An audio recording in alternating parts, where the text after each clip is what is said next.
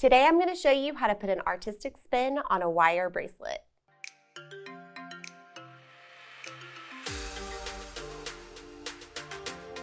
Hey guys, it's Katie, and today I'm going to show you this awesome wire and pearl bracelet. This design actually works with any large hole bead that you have, and we're going to be using 16 gauge wire and some tools. So take a look over here at the bracelet. It's beautiful. This is going to be about a 7 3/4 inch bracelet, so you can modify it to fit your wrist if you'd like.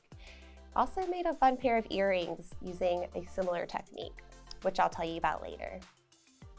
My inspiration was really when I first started working at JTV, I met Alicia, and she makes these really neat around the world earrings, and I just kind of took a spin off that, and she inspired me. So you never know who's going to inspire you or what's around you, and this design reminds me of her.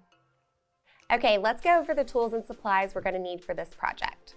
We're going to need 16 gauge round bare copper wire, 6 large hole pearls or beads of your choice, a flush cutter, nylon jaw plier, bent chain nose or regular chain nose plier, flat nose plier, 6-step bail shaping plier. You can also use a round nose if you don't have this tool. Bench block, your rawhide mallet, and chasing hammer. These are also optional, but with bare copper wire, it's very soft, and so for the clasp, it's really good to hammer it out so that it doesn't pull apart while you're wearing it.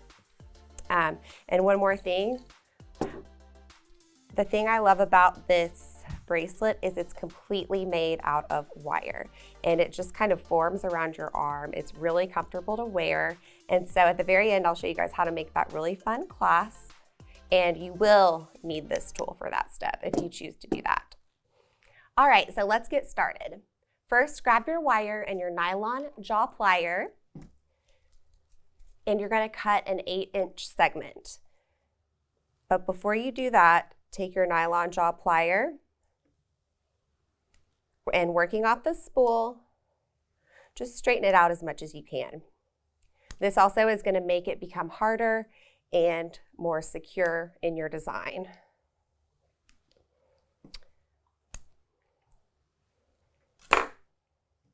Cut 8 inches. I like to go ahead and flush cut these ends just to stay in that practice. And this section, I'm going to teach you guys how to make the pearl links. So the whole bracelet is 6 of these links connected by jump rings. Okay, I've got my wire. I'm going to slide my pearl onto the middle. Just eyeball that. And then I'm going to make an S shape with the wire. So hold your pearl and your wire. Pull that one over. Switch hands. Pull that one down. So there's a little S shape. And then you can pull it a little bit tighter if you want to, kind of finesse it. And then grab your flat nose plier. And this is very important. This tool is the way to do this bend. You can try to use your chain nose plier, but for me, this is an essential tool for this step. Just saying. You're going to be making 4 right angle bends. So see, I have my S shape, or it doesn't matter if it's a backward S.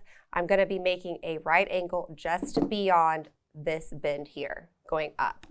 Basically, I'm continuing the S, but I'm making it an angular S. So you grab it here, bend it 90 degrees, flip it over, grab it here, just beyond that bend,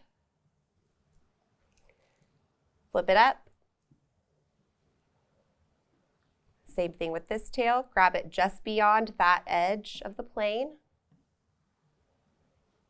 flip it up,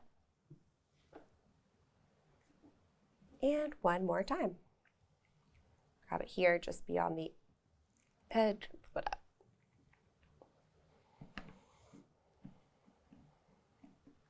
up. Okay, let me show you guys one more time. I'm just going to do it real quick just so you get the hang of it.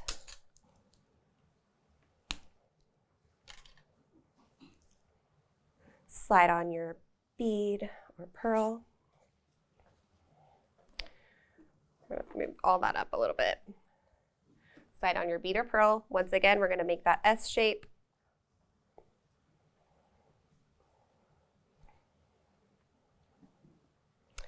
And then using our flat nose plier, we're going to make 4 bends. So grab it here, bend up, flip it around, whoops, grab here, flip up, grab here, flip up, last one, grab here, flip up. Okay, so then the next step is to just cut those off. Use the flat side of your flush cutter and just beyond the bend. I say that in my head a lot during this project because it's just beyond the bend, you cut here. I don't measure, I just eyeball. And with your 6-step bail shaping plier, is what I like to use. You could also do round nose, but grab the very end of that tail with the smallest rung, which is here. We're going to roll that back to the center.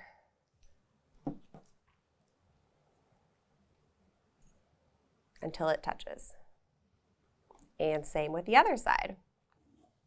Just roll it back. Grab the very end and roll it into the center. So now that's one segment. And you repeat that 6 times, and then we'll go to the next step. So I've got all those segments made, and I have all these little scraps laying here. What am I gonna do? I'm gonna make my jump rings out of my scraps. So to do that, I'm gonna flush cut the end using the flat side of my flush cutter. And just like we did, we rolled the tails back. We're just going to create a full loop with this little scrap of wire. Just roll it back until it overlaps itself. And then once again, using that flat side of our flush cutter, we're going to flush cut the jump ring right up next to the beginning. Do that 6 times. So we're going to make 6 jump rings like that. All right, so I've got my 6 jump rings that I used the smallest rung for, and then I'm going to make one big one using the 3rd largest rung over here. That's going to be what our clasp attaches to. And just a note, sometimes I will grab my bench block and sometimes I will hammer these out. Sometimes I will just use my rawhide mallet just to give it some stability. Sometimes I will literally almost flatten them out because I can't help it. I love it. I love the look, but it just makes it hold better. But not really going to do that for these. You can also do the same thing on these loops if you want to. Just, it makes it a little bit stronger. This is bare copper wire, so it's very soft. And then the last thing we have to do is make our S-hook. You probably need to cut another little segment of wire, and I'm going to clear off my space just a little bit and push everything to the side here so you guys can really see. You can straighten that out again. I'd say you only need about 4 inches here of wire.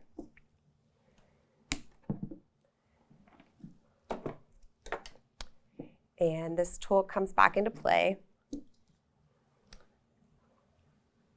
Grab it at the end where you flush cut.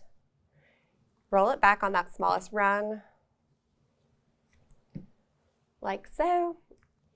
And then you can either use the biggest or the second biggest to grab underneath right here.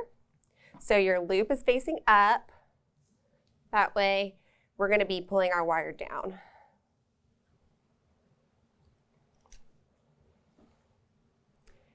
And just beyond the bend, just beyond the loop, we're going to cut flush cut right here. Last step, roll that little tail up with the smallest rung.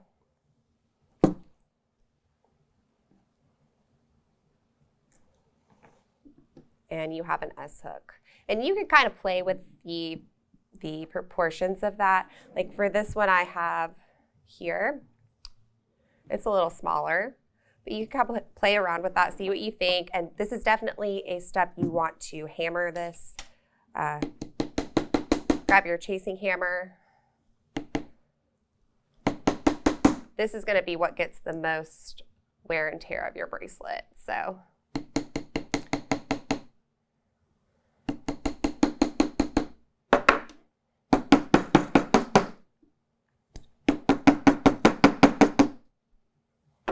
just go do as much or as little as you want. You'll get the feel of bare copper if you've never used it. It's very soft, so just hammer it as much as you want until it's not going to bend.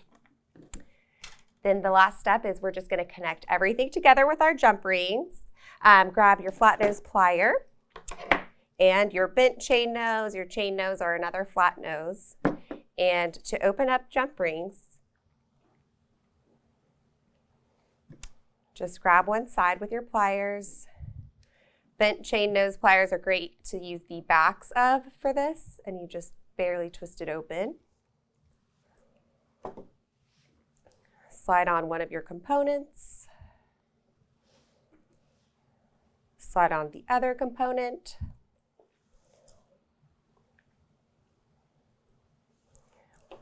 And close that back up.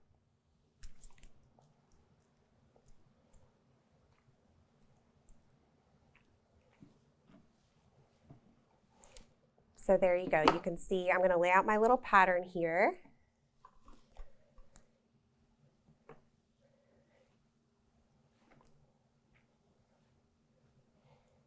I like them all to be facing the same way. Like that needs to be flipped over.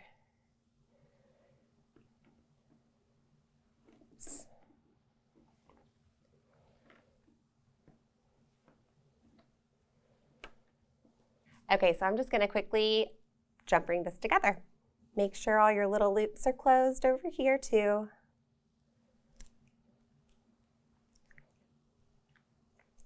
Normally I'd probably go through and hammer those out a little bit.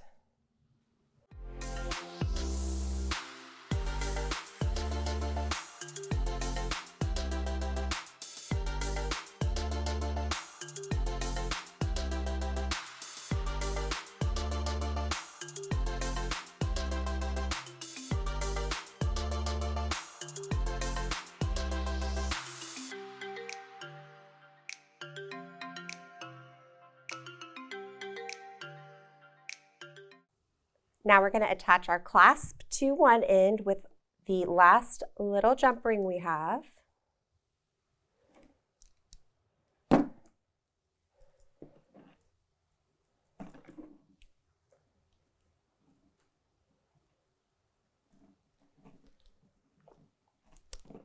And just connect the big one straight to this other side.